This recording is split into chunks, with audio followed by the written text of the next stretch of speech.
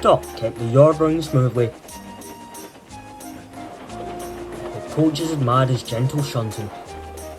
The trucks behaved themselves and trains were always ready to time. All shipshape and Swindon fashioned, Doc would say. The engines were impressed, the Fat Controller even more so. You've proved yourself a most dedicated engine. He said grandly. Perhaps you can be of assistance outside of the yard. So Doc soon found himself making occasional excursions along the main line, doing odd jobs when required, a position which gave him great pride. Not to say it's wrong having little Duck out and about. Murmured Henry. He does work hard, after all. But it's not the done thing, having little tank engines playing about on the main line. Oh, is that so? Then perhaps, Gordon, if you truly feel that way, you could take my trucks for me. I'm sure it could be arranged. Doc added sweetly. Gordon was horrified at such a notion. Henry found it hard to contain his laughter. A few days later, a line of empty vans was needed at Edward Station. Doc was delighted to take them. Whilst he enjoyed the main line in full, he liked visiting Edward Station best of all. You look cheerful. Smiled Edward when at last the little train reached its destination. It is good to see you again. Oh, indeed. Beamed Doc, but before he could say another word, the air was filled with a thunderous noise.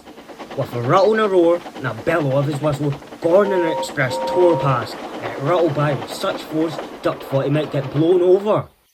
There's a one in high spirits. Frowned Edward. Even so, I cannot but think that he's trying to show me up. Murmured Doc. He displayed what a proper mainline engine looks like, according to his terms. Edward raised an inquisitive eyebrow, so Duck quickly explained about the others as he tidied his vans away. When he'd finished, Edward grinned once again. Some engines never change. I wouldn't pay them any mind. Oh, don't worry. I know better than to fret over silly little things. Doc winked.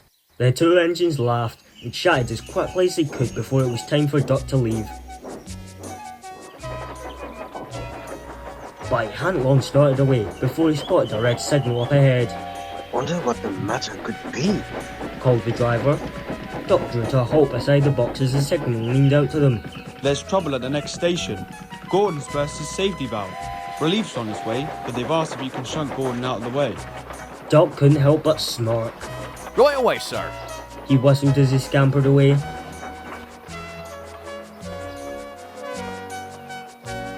When he arrived, he found Gordon in a pitiful state. He stood short of the platform, staring meekly at the buffers. The buzz of angry passengers erupted from the coaches. Doc quickly ran round the train and was coupled to Gordon. He pulled the big engine away to the yard in silence and stood with him as Henry rolled into view.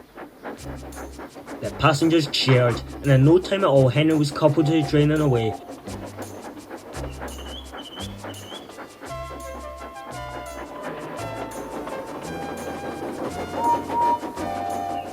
Doc couldn't help but feel sorry for the big engine, but all the same, he couldn't resist himself. It's not the done thing playing about on the main line, is it, Gordon?